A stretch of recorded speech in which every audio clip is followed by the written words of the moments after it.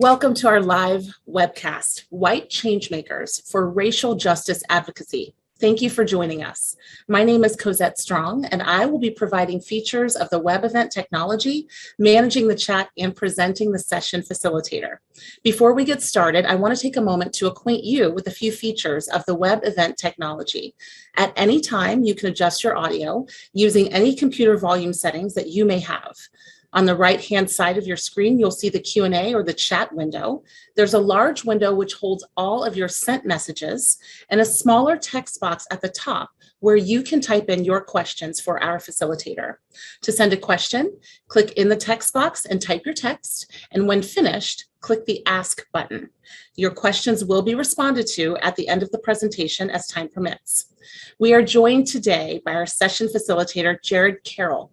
Jared's consulting firm specializes in guiding white people to confront racism and be unapologetic anti-racists. He's a sought-after professional speaker, panel moderator, leadership coach, and facilitator of difficult conversations. His first book, A White Guy Confronting Racism, An Invitation to Reflect and Act, was released in November 2021, and he'll talk with us about that today. I invite you to review Jared's full bio, which can be accessed via the DEI Summit virtual event platform. At this time, I would like to turn the microphone over to Jared to get us started. Welcome, Jared. Awesome. Thank you so much, Cosette. I was pleased to hear that you were going to be my partner on this session. So good to see you again. And hello, everyone, wherever you're calling in from. As Cosette said, I'm going to start with reading a couple passages from the book.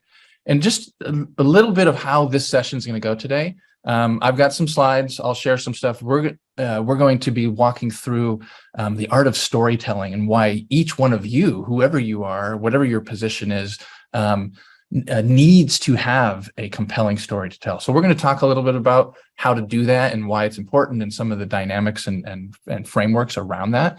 But as we're going through today, I want you to be, yes, as Cosette said, use the question.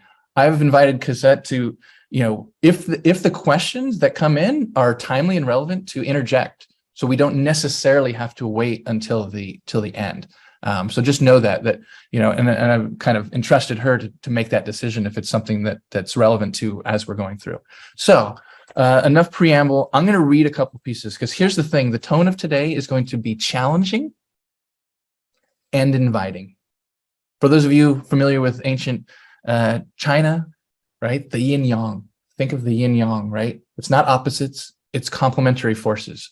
I'm going to be challenging you, and I'm going to be inviting you and supporting you in this work today. And we only have an hour plus today, but I'm going to trust that after this hour, you're going to go and reflect and take the learnings from today and drive impact and change in your spheres of influence. So first piece I want to read is something called Push Through the Discomfort. This may resonate with you, especially if you are a white person new to this work. Push through the discomfort. You're a white person newly waking up to 400 years of racial injustice. Good. We need you. Continue on your journey. Don't get stuck on the I don't know what to do about racism track. You do know what to do about racism. What you don't know is how to be consistently, visibly anti-racist. You don't know how to be associated with anti-racism in a demonstrable public way. You feel nervous making the transformation, stepping into the unknown, taking a risk. Sure, you're concerned about saying the wrong thing, offending Black people, white guilt, but you're more worried about how your relationships will change with your white friends, jeopardizing the social capital you've accrued with white people who have never known you to be anti-racist. The people who don't see you as that kind of person, who will be surprised by the new you, who may tease, mock, and belittle you, who will ask you why you're so serious all of a sudden, whose friendships you may strain or even lose. You don't know how to navigate this, how to absorb the criticism, how to embody the new anti-racist you. Because you don't yet have the fluency and confidence, you feel awkward, anxious, uncomfortable, and you have to push through the discomfort. If you don't, nothing changes. So I'm not going to claim that in an hour and 15 minutes that I or we are going to solve or drastically change the racist world that we live in. But what I am challenging you to do and inviting you to do is think about what you can start doing and being better and different to start shifting that.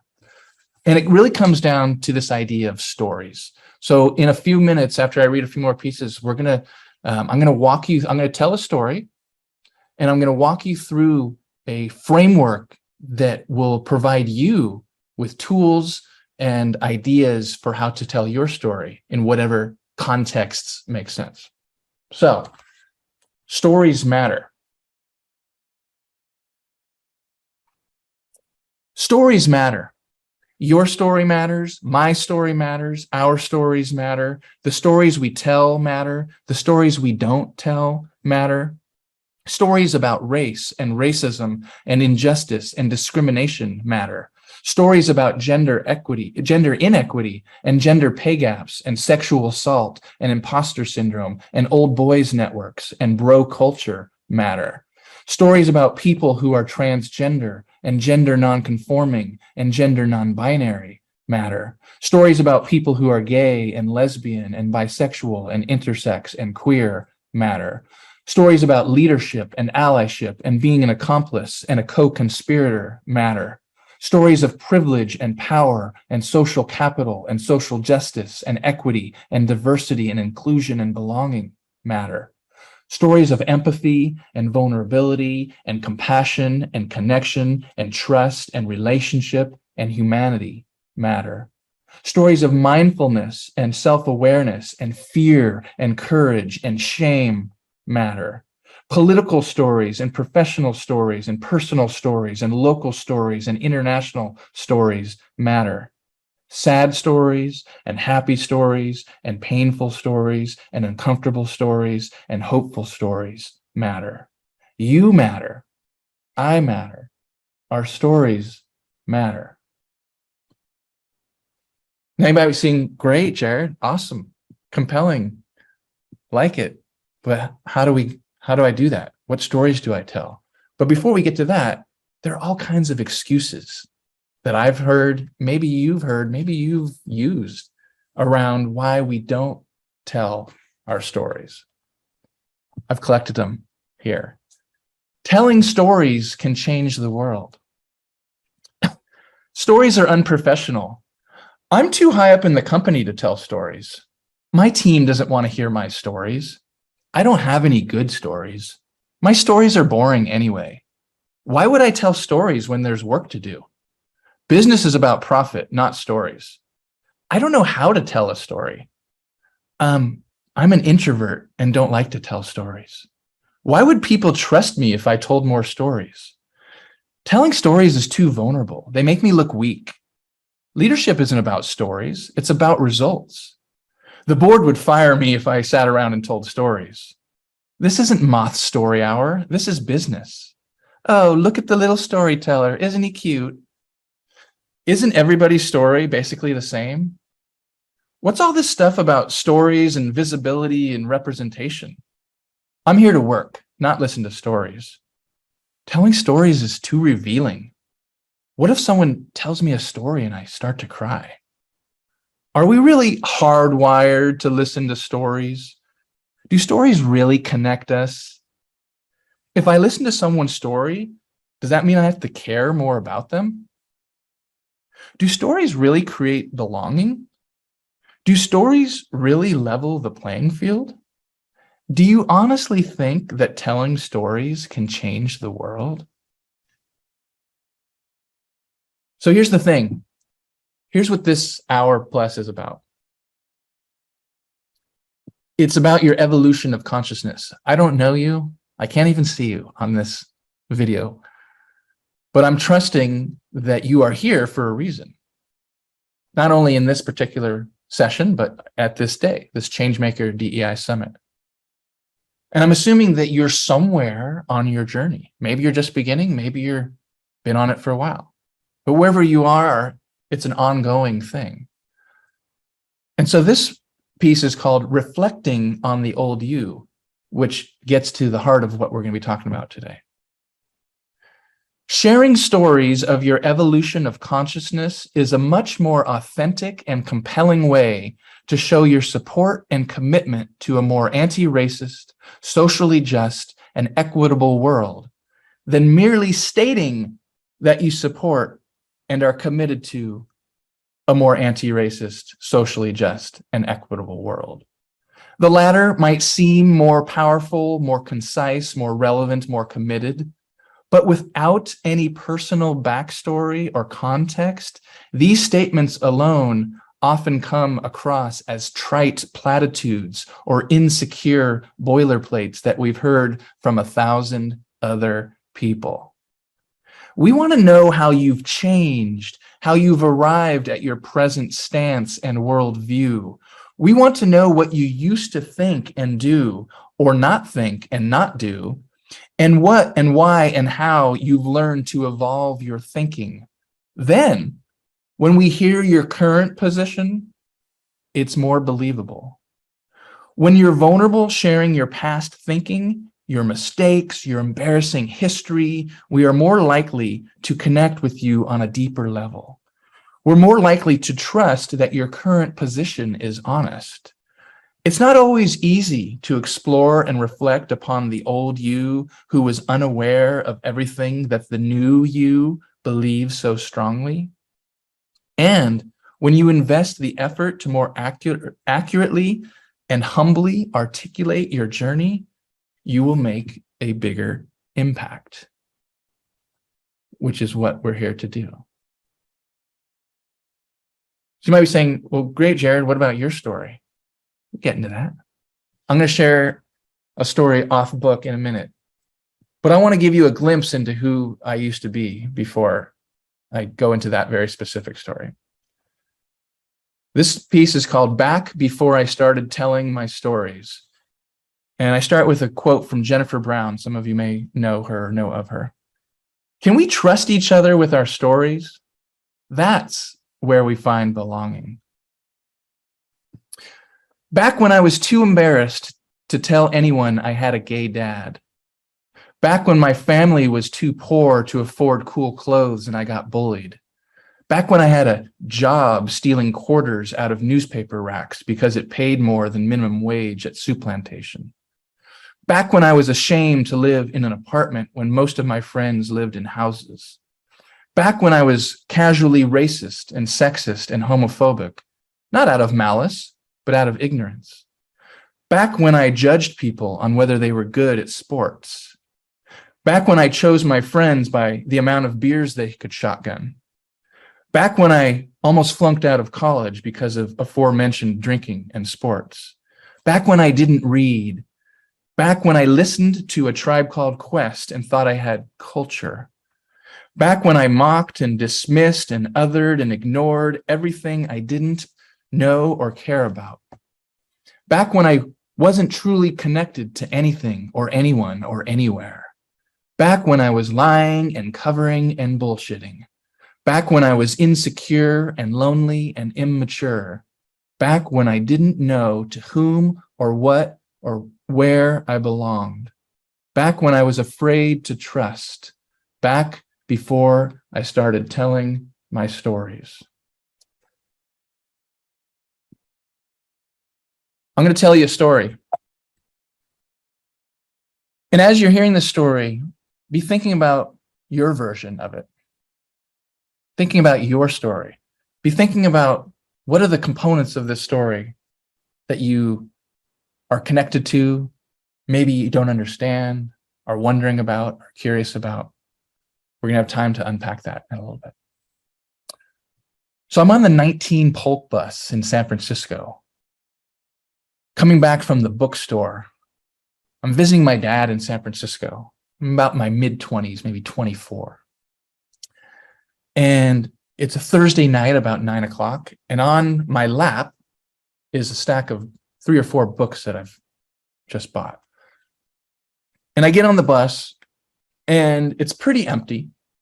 It's night. I'm sitting in the side seats up close to the front by the driver.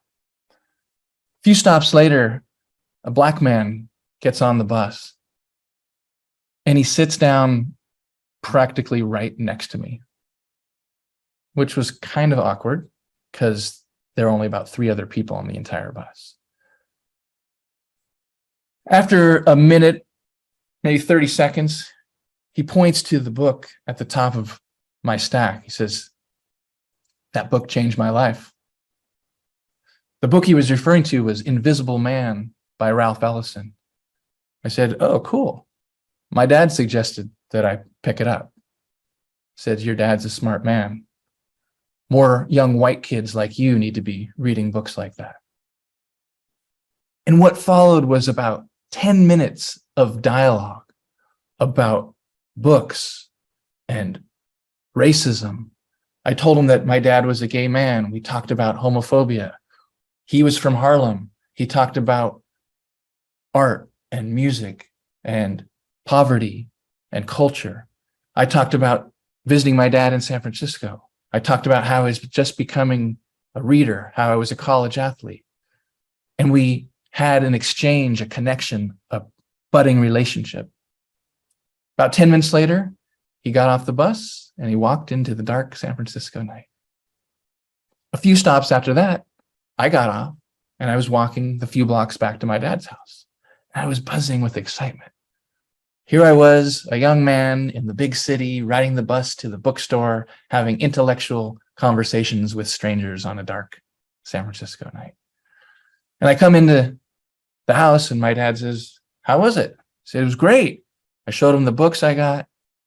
He said, "Anything exciting happened?" I said, "Well, I met this man on the bus." And I told him all about our conversation. And my dad was smiling, almost like he had preordained this conversation. My little suburban son, my little white suburban son, my little white suburban college athlete drinking 8 days a week son is finally growing up and having real life intellectual conversations on a bus. As I was getting to the end of my story, I said, "Yeah, Dad, and you know, he was actually really smart." I don't remember the rest of the conversation that night, but I know that my dad's smile turned to a frown. The disappointment on his face was immediate and clear. And for me, the awareness that I was not aware was immediate and clear. That because I had very little proximity and very few relationships to people who were not white, I was surprised by the intelligence of this black man. And I decided that night that I didn't want to be that guy anymore, right? I didn't want to be the guy who didn't know, didn't care, wasn't curious, didn't lead with empathy and compassion. And I wanted to change. I didn't know how, but I wanted to change. And we've all had these types of experience where something happens to us and it alerts us to where we need to grow, where we need to improve, where we need to evolve our consciousness. And so I started that night, started reading, started immersing, started learning, started growing, started expanding, started caring. I was more and more interested in my own integrity of how I showed up in the world.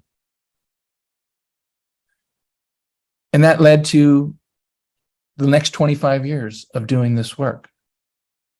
First as a teacher, teaching a social justice curriculum, as a writer, and then as Cosette said in the intro, as a speaker, as a coach, as a facilitator of difficult conversations. And that's what I do now. Am I perfect? No. Do I still make mistakes? Yes. Have I arrived? No. But I have very intentionally shed the parts of me that once I became aware of them, I was no longer proud of them. And so what I'm asking you to do today in this session and ongoingly is to tap into what is your evolution of consciousness. What do you need to learn and do better? How do you need to be better? Because why is it important? This might sound self-centered, but it's not. It's about my own healing. It's about my own liberation, which then helps me interact in a way that can lead to collective healing, collective liberation, and change and equity. So we're going to unpack that story in just a bit, because there was a framework for it. So today what we're going to do is I'm going to show you some foundational storytelling frameworks and structures, and you'll have access to this deck afterwards, so you can have this as a reference. We're going to start to build, and hopefully you're taking notes. If you haven't been already, starting, as you're thinking about your own story, how does each one of us build an anti-racist narrative that can be used in a variety of contexts and mediums, not just like this, where it's a speaking opportunity, in meetings, in networking events, all kinds of opportunities. And we're doing that today in this short period we have together, so that moving forward, we can model vulnerability and emotional intelligence. We can use our narrative, our personal story, to build trust and connection with whoever that audience is, our team, our community, our friends, right? We can empower others to live their truth. So we can be what my friend Rhodes Perry calls a possibility model, especially for those of us who are in leadership positions. And ultimately, we're doing this so that we can drive change. So does storytelling change the world? Absolutely. So let's look at how this works. I'm going to be referencing the story I just told as we go through this. Again, I encourage you to be taking notes, asking questions. Cosette, if there are any questions already that seem relevant, feel free to bring them in. Otherwise, we'll hear them at the end. So how do you plan a story like I just told? You start with the core message that you want to share. And hint, the core message isn't racism is bad and it needs to end. Wah, wah, meh, right? What is the core message that you want to share? Context, evolution of consciousness, audience, right? All those come into it. And we'll break that down in a little bit. How can you align that core message to one or two primary principles or values that we can all relate to? So I mentioned curiosity, awareness, integrity, right? Awareness of who I wanted to be. And then the third step is choose a personal story that illustrates those values and supports the core message. It doesn't have to be a big revolutionary story. In fact, most of the time it's not. It's a minor thing, like having a conversation with a Black man on a bus in San Francisco, that upon reflection and a little bit of a deeper dive becomes a really powerful, compelling story for you, but also for the people who are hearing it. So that's how you plan, and we'll talk about more of the details on the next slide. How do you start to tell it? Well, you go backwards. Start with the story of self, right? I was on a bus in San Francisco. I had Invisible Man by Ralph Ellison on my lap. A Black man got on the bus. He struck up a conversation, right? That whole story. Then the values, you get into the story of us. And again, we'll break this down, the finer details of what each of these contain. But the story of us generally is inviting your audience into the story. We've all XYZ. You probably have done ABC. It's likely that you have felt ... And then you get to the story of now. Most of us want to go to the story of now. We get our comms person, our EA, to write a statement. We read it over, maybe we edit a line, and we put it out with our name on it. And nothing happens, because anyone who's paying attention knows that that's boilerplate and not real. So how do we actually, what are some of the components of this public narrative? Story of self, story of us, story of now. Let's look at it. And again, be taking notes, be thinking of questions. Anything that's not clear or you'd like greater explanation, I'm here to support that. So story of self. We have to model vulnerability and humility. If there's no, if it's, I'm just the hero, little egotistical, little narcissistic, right? How do we model vulnerability, humility? That goes a long, long way, especially if you are in a leadership position with visibility and power and influence. We have to show some sort of emotion. We have to recognize that people want to see if we're going to kind of, be raw, if we're going to go deep, or if we're just going to keep it surface level. We have to be specific. No stories are interesting when I was a kid, I used to be racist, but now I'm not. That's not a story. That's not specific, right?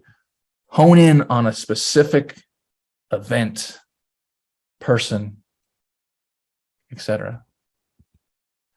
And here's the key thing. We have to highlight a personal dilemma. Anyone who knows anything about storytelling, or even if you don't know a lot about storytelling techniques, you've seen a movie, you've seen a play, you've read a book, you've watched TV, right? The hero's journey. What happens? The hero starts out in one place. They go out into the world and they're met with some sort of challenge, some sort of dilemma, some sort of uncertainty.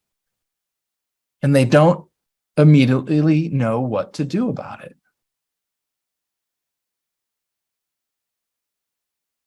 But they figure it out. And they stumble forward, they struggle, they evolve, they make a commitment and an investment to change. So without that personal dilemma that includes all these things, the vulnerability, the humility, the emotion, right? The self-empathy, the empathy for the listener, then it's not a story and it's not compelling. Sure, you might bring in public dilemma. You bring in the fact that we live in a systemically racist society. Of course, but that's not the dilemma. The dilemma for you as the storyteller is your personal dilemma. So story of us, this is where you invite the audience into the story. By being emotional, vulnerable, humble, specific, all the things in story of self, it sets you up for the transition into the story of us. So if you tell a good story, I guarantee everyone who's listening is relating it to them already. So all the story of us really is like 1 or 2 lines. You've probably felt this way too. Or you can be even more specific. What is your version of my story? Where have you felt you needed to change? Right? You emphasize these shared values. I don't know any of you. Again, I can't even see any of you. I'm assuming that you all value integrity. Yeah, we might have different interpretations or implications of what that means or what that looks like, but we all value integrity. I would assume that we all value personal growth. Again, Might not know the specifics of that for all of us. I would assume that we all are interested in building better communities, cultures, more equitable, more just spaces. Right? So you can assume that in your audience. And if they don't, well, that's their thing. It's not your problem. We're cultivating relationship. Now, that can mean a bunch of different things. We may or may not ever meet each other in person. So it might not be a true relationship in that regard. But in this time, in this hour together, I'm intentionally trying to cultivate a relationship with you. And we're building connection. You're going to leave here today. I don't know if you're going to if you will have taken notes and really, oh my gosh, I'm going to plan out my story and practice it and try and deliver it, in a context next week. Or if you're going to be like, oh, that was neat. Cool. That was actually pretty good, but blah, blah, blah. I don't know. It could be anywhere on that realm, but I'm building the connection. I'm planting a seed. And that's when you tell a story, you're planting that seed for whoever your audience is. And then you get to the story of now. As I said, too often, we want to jump right to the story of now.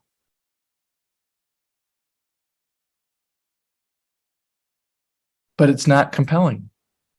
People recognize it as inauthentic, as boilerplate. So what is the call to action? When you tell your story, your anti-racist narrative, what are you wanting people to do?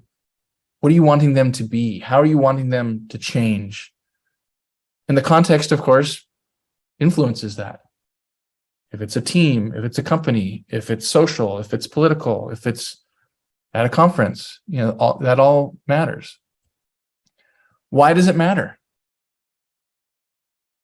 Why does what I'm saying or what you're saying in your story matter?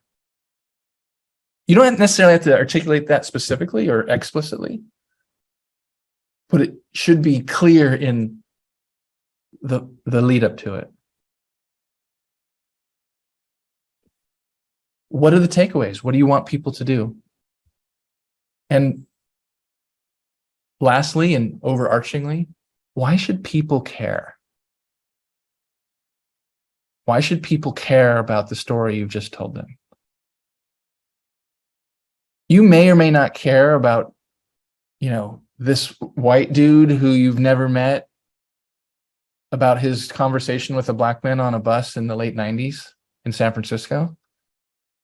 But I'm trusting and assuming that you care about how each one of us is evolving to be in a better place to make a positive impact on the world. And if you don't care about that, then we have some work to do. So one last thing, and then I want to invite questions. And Cosette and I have talked. I know we have a lot of time left. I'm hoping that questions will come in and that we can answer them live. Because I'm assuming, because I've done this work a lot, both on my own storytelling, I've been doing this for a long time, so I'm pretty practiced at it, but also that you all perhaps have never thought of this before. I'm not saying it's easy. I'm not saying that you're just going to do this, tonight and nail it tomorrow. But what I am saying or inviting you to do is, all right, I see the value of this. I have some ideas, kind of kindling up in my mind. So where do you get the stories? There's kind of three main places. Actually, four. One is a place, a story where you've shined, where you've done well, where you've where you look good, and you can point to that humbly, of course. Say, back, blah, blah, blah, I did this, here's what happened. The story I chose was a place where I didn't look so good, right? I didn't look so good. So a place where maybe you were not where you would have wanted to be, right? And often that's the most powerful because that allows for the most vulnerability, the most humility. Another place is like a close friend or family member or someone from your town, or maybe it's an old boss or the founder of a company. With this one, it's tricky though, because it needs to be your story inspired or influenced by that person. So it's not telling their story, it's telling your story in relation to their story. And then the fourth general area where you can find stories to tell is from books, movies, plays, real life people who you don't know, right? And again, it's your story in relation to them.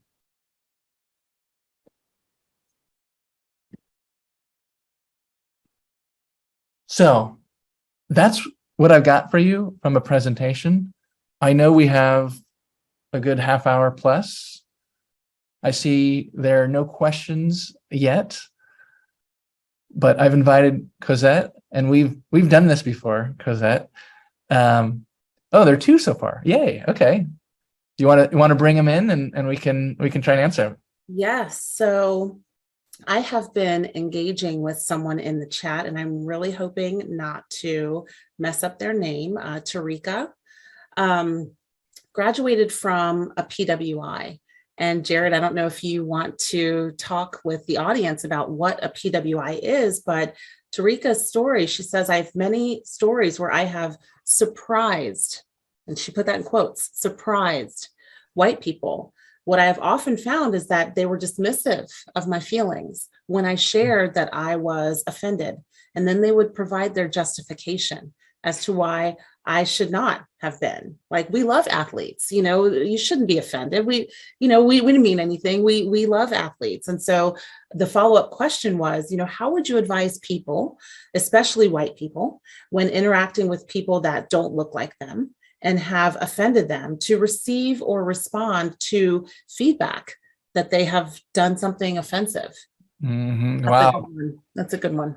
So first, PWI, predominantly white institution, which, in Tarika's case, sounds like it's a school, like a university, yes. But it could also be, a place of work, it could apply to anything.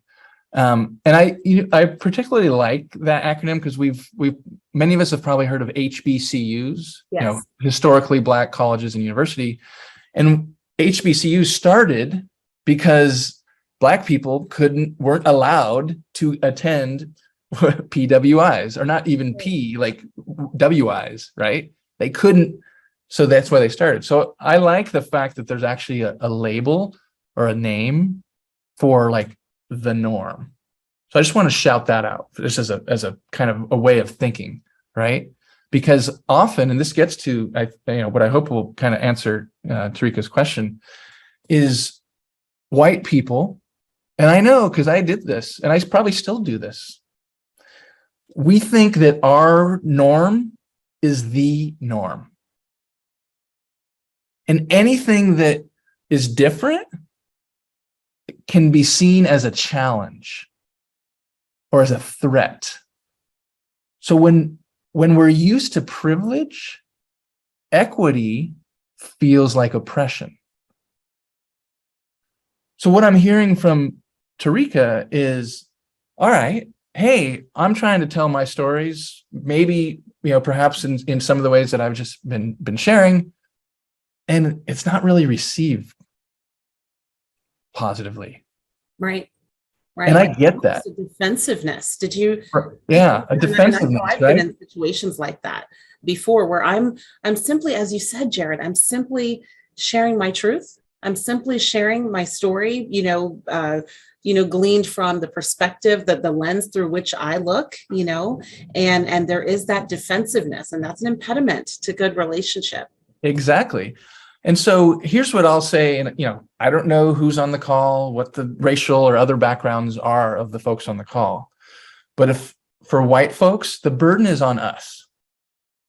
So if Tarika and other folks of color and other folks who are with marginalized or intersectional identities, right? Multiple marginalized idea, a woman of color, a trans woman of color, right? If anyone who's on multiple downsides of power, the burden is on folks with the more power.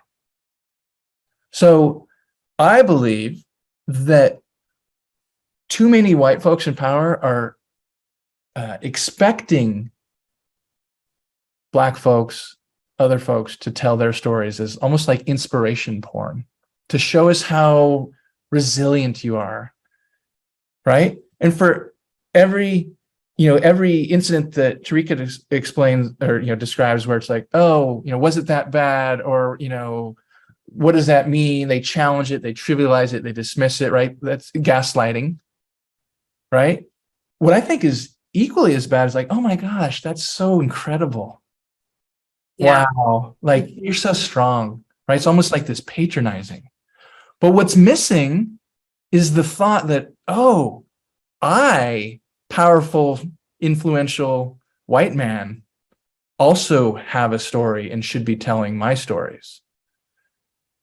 Because then other white people are going, oh, it's not just them who are telling the stories of oppression, of slavery, of this, of that, right? We're all telling the stories. And so storytelling in that way acts as like a playing field leveler.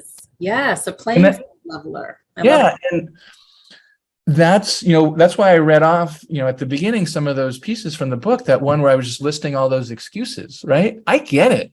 Whatever your background is, if you're not used to this, it's hard. And I readily admit, like, I've had a lot of practice and commitment to do it, and I'm comfortable doing it now. But you have to start somewhere. You do.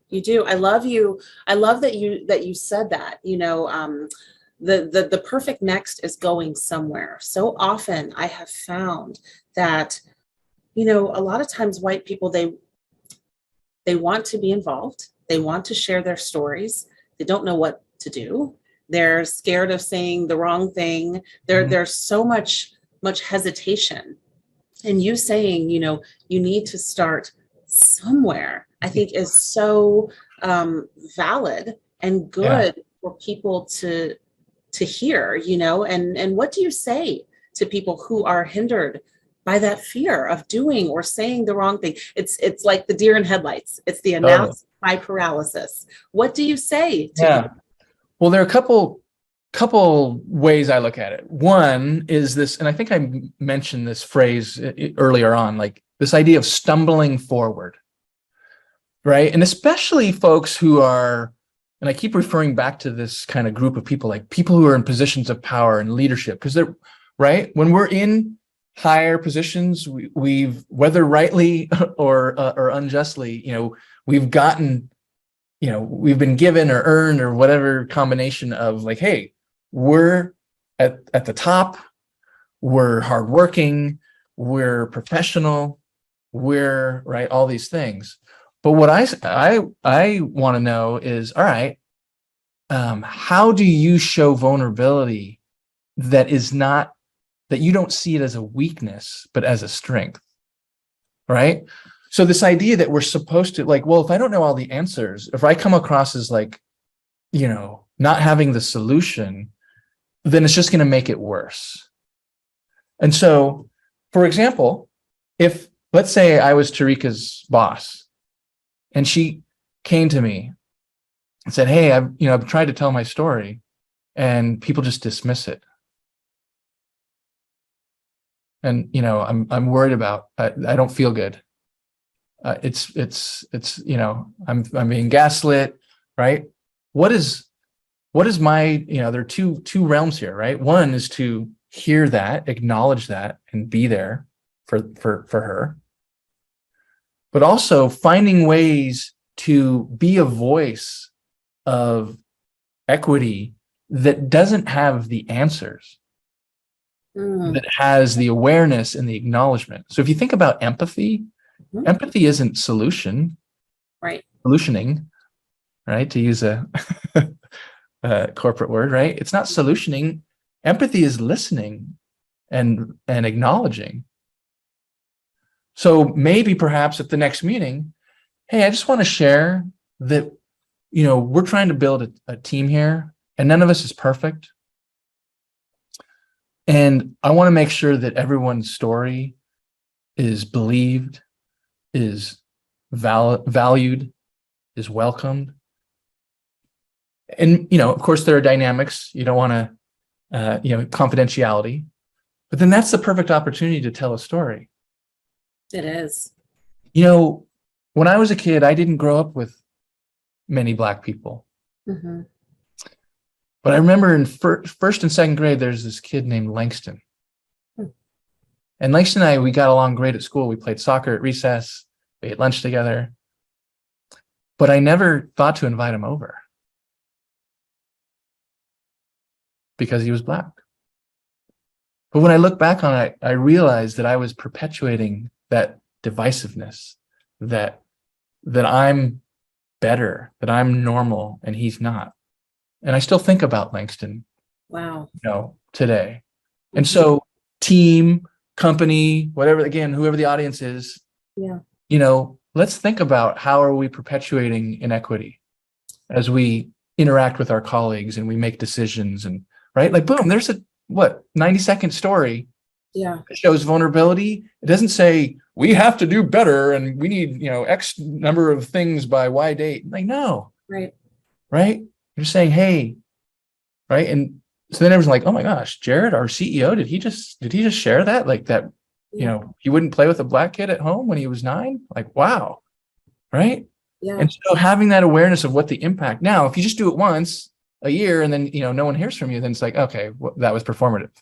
But if you evolve where that's who you are now, then it's easier to have these conversations, both with Tarika and so many others who have experienced that, but also with other white folks who have the opportunity to influence, and drive change.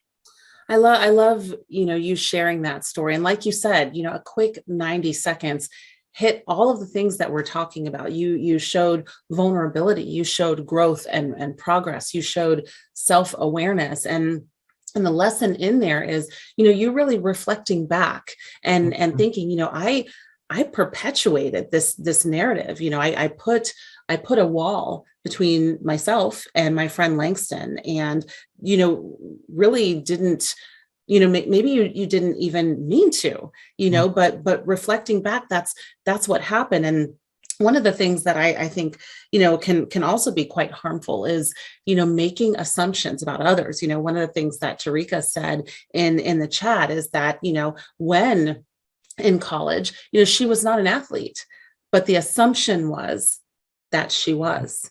And so those assumptions, those stories that we make up, I love to say, in the absence of information, people make stuff up. It's so true. Part of it is the science of our brains, just kind of doing that with our unconscious bias, kind of coming in clutch and filling in the gaps for us. But it can be harmful. And so, how do you guide white people, of course, with your book and with your coaching and your teaching, how do you guide people to show up in DEI conversations, to show up in these spaces in a way that doesn't cause harm? Yeah.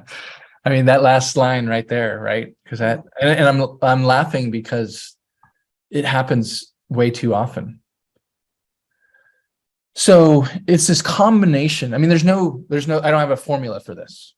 So there's no like, oh, if you just do this, then everything will be great, right? But there's a combination, and any facilitators on the call here, this idea of like, make space, take space. So I think while the advice to listen, absorb, be, kind of is good, especially if you're brand new to these conversations, it can't only be that. Right. And so this concept that, I would assume, Tarika and others on this call are familiar with, like this idea of like the burden of education. So being aware of that white folks can't expect Black folks to teach everything about the Black experience. Right. Straight folks can't expect gay folks to teach us about the gay experience. Mm-hmm. So how do we increase ongoingly, and it is ongoingly, our fluency, so that when we are in these conversations and we hear these stories, it might be the first time we've heard that particular story. Right. But we're going, oh, you know what Tarika's sharing is similar to like that book I read last week. Or, what Cosette just, asked about was similar to what they were talking about on that podcast about racism I listened to yesterday. So it's this combination of absorbing, right, through reading and watching and listening and immersing, coming to events like this, right? So that's like where you're absorbing new ideas. And it's not about knowing all the terminology and all that. It's about like kind of having it become part of your ethos. So if you do that, then when you're observing and listening and being, kind of sitting back, you can start to make the connection. And so like that very first piece I made or I read, right, it said, don't get caught on the I don't know what to do about racism track. And the reason people don't know what to do is because they haven't done the absorbing.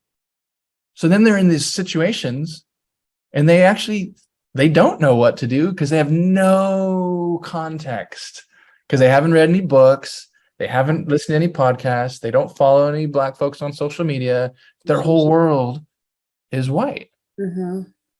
Yeah. And so it's not about, oh, let me read these books and learn these 5 things and then I'm good to go. Mm-hmm. It's just immerse yourself in these, in this ethos. Yeah. And then what to do, you'll go, oh my gosh, what's happening right now sucks and I'm going to intervene. Right. Hey, everyone, whatever the specifics are. And yeah, is it still hard? Absolutely. It's still hard for me. Mm-hmm. I do this work. Mm-hmm. It's uncomfortable. You don't know, what people are going to do, say, respond, etc. So I don't know. I think that helps. I know that sometimes I go off on So helpful stories and tangents and hopefully come back to the kind of the question that was asked. But absolutely, you did. I want to pivot just a little bit. I want to flip something on you. We have a question in the chat from Alfred, who, because you just talked about, being uncomfortable and needing to push past that discomfort. And, Alfred said, how does the Black African-American male use the template that you've provided to disarm the majority? He said that he's employed some of your recommendations and he's still encountering some pushback. And so I'm wondering, what kind of guidance or coaching would you give someone like Alfred? Yeah, great question, Alfred. And before I even attempt an answer, I just want to make it super clear, in case it's not already, I'm a white man. I have a lot of privilege. I don't know you. I don't know the context. So I just want to frame all that, because I don't want to come across as like, oh, if you just do this. Because what Alfred's describing is very real. And what I've found through people I've worked with, through personal friends who are Black, who struggle with these types of contexts that Alfred's describing, is who are the white folks, and maybe there's only 1 or 2, or it might be a small group, who do get it, who are people you trust or think you can trust, who you can say, hey, I'm trying to show up in a way that's, as you say, Alfred, like disarming, that's vulnerable, right?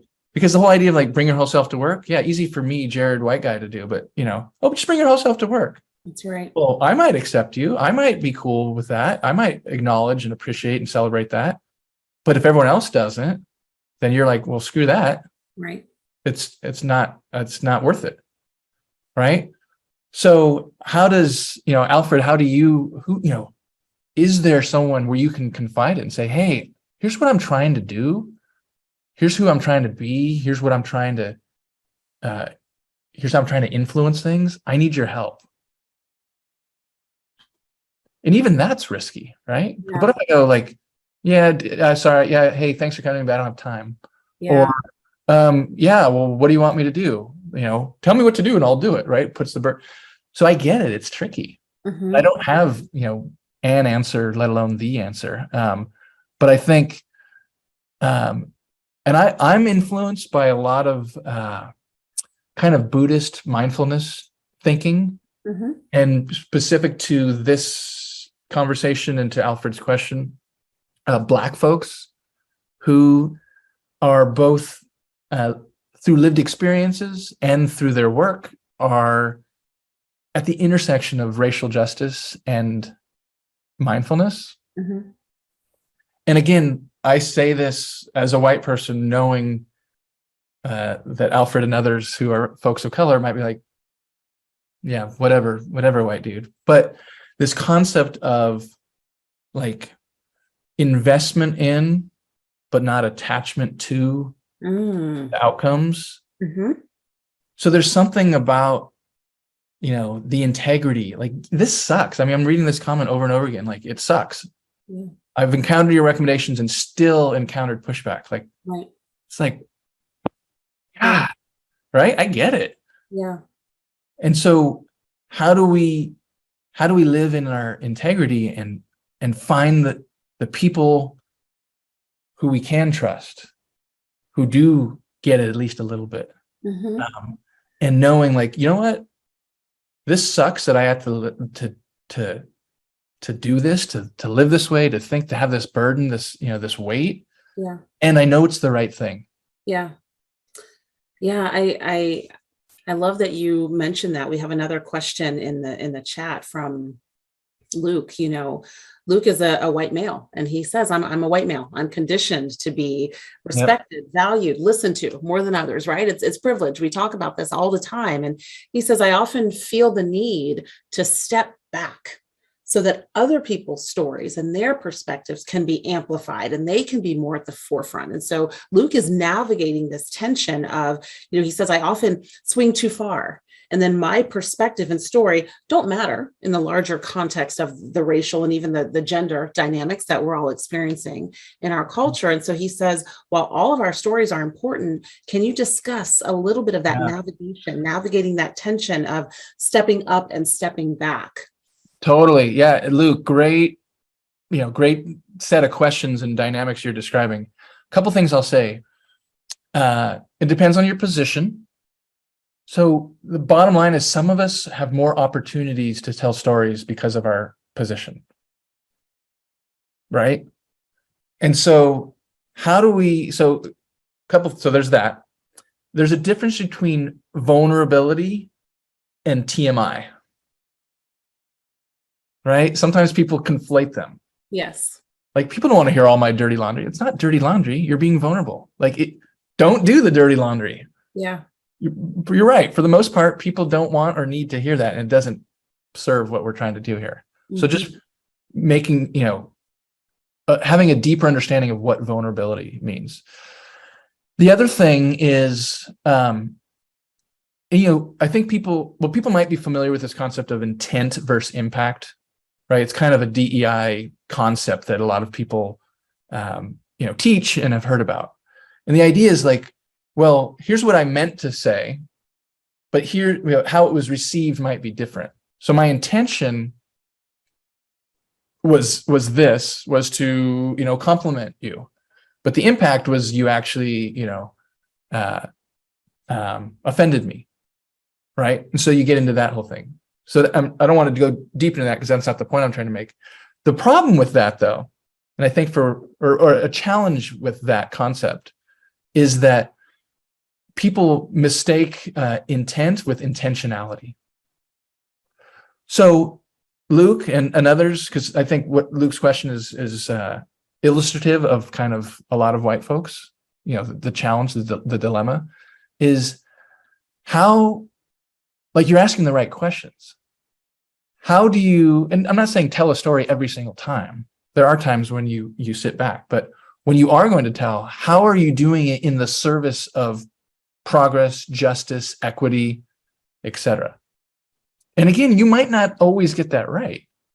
You might mess up, but if your intentionality is good and you're learning from the mistakes and the feedback you get, you're going to get better and more consistent at knowing when to and when not to contribute. And then when you do contribute, to having it be better received. So I don't know if that helps, Luke, or if you wanted more, but I think that's kind of how I heard your question. Yeah. Well, and I love how you talked about the difference between sharing and TMI, Yeah. and then also taking into account your influence. Who are you in the situation? What power do you have? What privilege do you have? Totally. Well, and part of that, because and there's so many nuanced dynamics that we don't know the details of, right? But so I'm speaking in generalities, so that hopefully people are going, oh, in my context, that means, X. But the other thing, in going back to Tarika's kind of challenge, and well, actually, Tarika's, Alfred's, and Luke's, right? They're all similar, coming from different angles. Is all right. How, if I'm Luke, or if I'm me, if I'm a white man, and I've either seen or heard or been told about, or somehow it's come to my attention, what Alfred's talking about, what Tarika's talking about. How do I go to them and say, hey, I've heard this, or I witnessed this, or whatever the context is, and I want to help. Here's what I'm thinking, but what do you think? Would be the best way to move forward. And again, it's not, there has to be a relationship there for that to be, otherwise it's just putting more burden. Right. But that acknowledgement of, hey, I know this happened to you, or this is happening to you, I want to support you. And here's what I would like to do. Would you like that? Right. So involving the people you're trying to support in the conversation, in the decision making. Right. Yeah. And then, again, if you go back, a couple slides earlier, it was like, relationship building, right? That's like the real live in real time story of us. So if you make it like, let me solve your problem for you, Tarika. No, like, hey, what can I and we do to change this dynamic? Yeah. Yeah. You definitely don't want to get into the white savior complex, Yeah. right? Exactly. I want to do that. There's another question in here from Judith. And Judith says, a comment I hear often is, I'm not a racist. Most of us have lived in a racist society for 400 years, and we're not aware of our racist thoughts and behaviors. And so how can we awaken this awareness? Yeah. Good stories. I mean, yeah, great. Again, I'm able to, of course, I've been doing this work professionally. So of course, if I didn't have some skill at it, then it'd be kind of awkward if I was trying to teach it to others. So I recognize this is kind of a meta conversation, and if I didn't have my virtual background on, you'd see, like, I have this bookshelf and there are 1,000 books. So when I'm reading, whether it's a novel or a biography or history, right now I'm reading a book about an American journalist who was living in Belfast in the mid 80s. And it's his Belfast diary. And he's talking about the Troubles, the IRA and the Ulsters and the whole Protestant Catholic thing. And I'm looking for, and I'm listening for, and I'm feeling around for the little stories within the stories. And I'm using those not to say, oh, well, in his book on page 153, it says this, so that means that this is also true. I don't make those types of connections, but I'm drawing inspiration from everything I read. Right.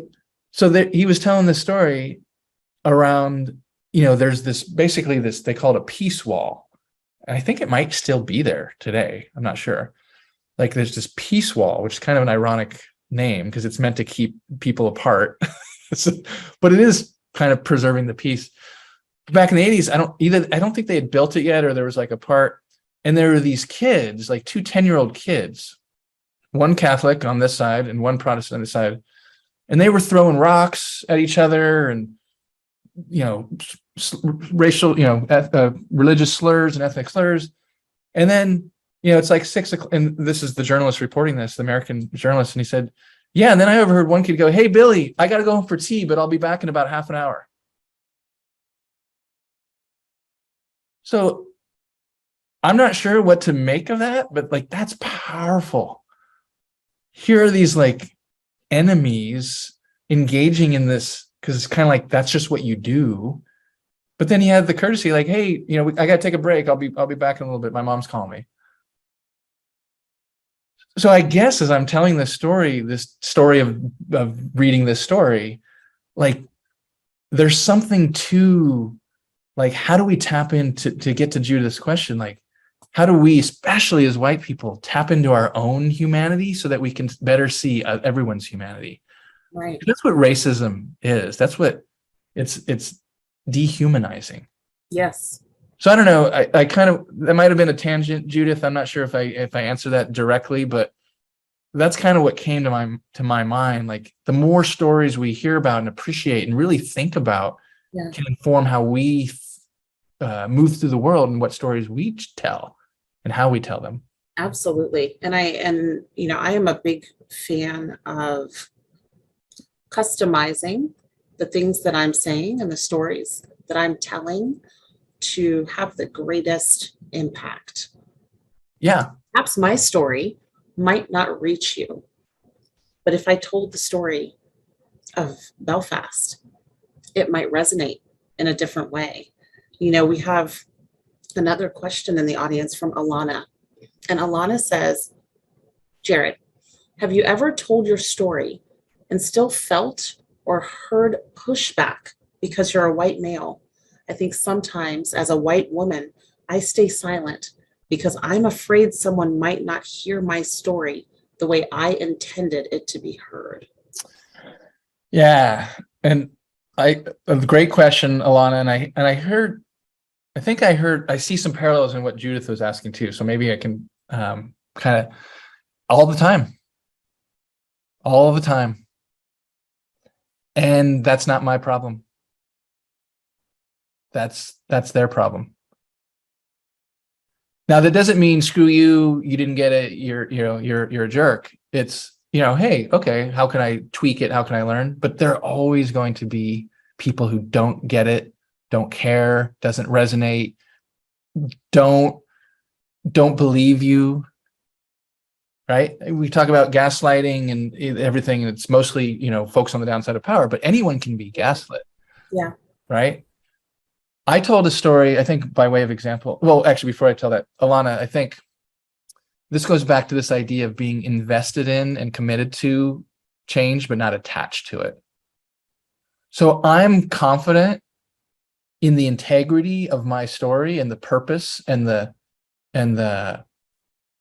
flow of it. But that doesn't mean I expect everyone to celebrate me. And so by letting go of that expectation, or frankly, anyone to celebrate me.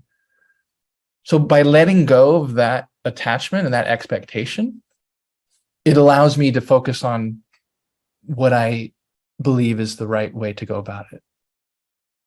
So I hope that helps, Alana. And that kind of goes back to like that very first piece I read about pushing through the discomfort. How do we, my friend Jill, she talks about stumbling forward, right? How do we stumble forward? How do we try it out? How do we try telling a story? And whether it's a formal feedback or just the vibe, how do we take that and go, okay, that didn't land so well, but I know if I told it this way. So let me give an example. I mentioned briefly in some of the pieces I read that my dad was gay. So as a kid, I didn't know my dad was gay until I was 14. So then he told me he was gay. He lived in San Francisco. I lived in San Diego. So it like rocked my world, right? Then when I was 20, so I went through high school, halfway through college athlete, drinking 8 days a week, the whole thing. everything I've been talking about racism, same thing with like the LGBT, didn't care, didn't know, was embarrassed, wasn't going to identify with that. So I just kept it hid, which was relatively easy to do because I was in college and no one knew my dad from high school or college. But then finally I told my friend Amy and she said, big fucking deal. And it opened my world. And then right around the time when I told that story about the 19 Polk and the bus and having the black man, it was a few years before my dad, he was HIV positive and he died of AIDS in 2000. So the story of the black man on the bus, my dad, and so many other little and big stories are what contributed to, the work I do now for the last 20 years. So I just told that very intentionally, like kind of just the facts. But when I tell it live, it took me probably about 2 years to find the most impactful, resonant, meaningful way to tell it that was in service of the change that I want to see. So now, and it won't be as strong because I just told you all the details, but now I tell it, I'm 20 years old and I'm camping in the mountains with my best friend, Amy. And I'm a little nervous because I have to tell her something. And she notices, of course. She said, dude, what's up? You're being weird. But I think what I have to tell her is going to change our relationship. It might even end our friendship. But finally I get the courage and I say, Amy, my dad's gay. And then I don't give the punchline, the big fucking deal. I go back and I say, well, the reason it was hard is because of the 80s and Reagan and this and that. And my dad only told me he was, and then I build back up to the punchline. And so that's all story craft that took me a while to figure out, like, what's the best way to tell it. So now when I tell that story, I mean, not now, because I'm kind of doing a meta telling of it. Yeah. Right. People see the vulnerability. They see the challenge with what's normal and how to move through that. Right. And I can point that out. And then people go, oh, like for me it was, and someone else, for me it was. So Alana, Judith, I hope that gives a little more kind of, something to help you with as you're starting to, figure out how the best ways to tell your stories. Well, really what it is you modeling pushing past discomfort. Exactly. Yeah. Yeah. Yeah. And do you ever talk about that directly? Absolutely. And this is how I pushed past it. What kinds of things do you say? This idea of like, wow, that was so courageous. Right. And people get this, anyone who tells a story like this, whatever your racial background is, right? Wow, so courageous. And I think, that can be that's a compliment and that's good. But what I say is, how do we get comfortable enough where it's no longer courageous? It's just what we do. Now, going back to Alfred's story, right? That might be easier for some of us, like, especially for white folks, right? But how do we we're like, this is just what I do. This is how I express myself. This is why I'm doing it this way. And this is right. Having that conviction, like, again, that yin yang of like conviction and humility, right?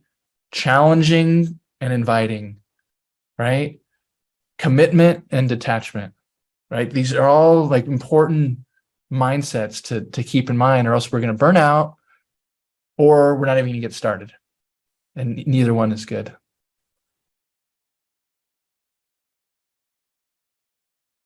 Wow. Well, I am sad that we are at the end of our time.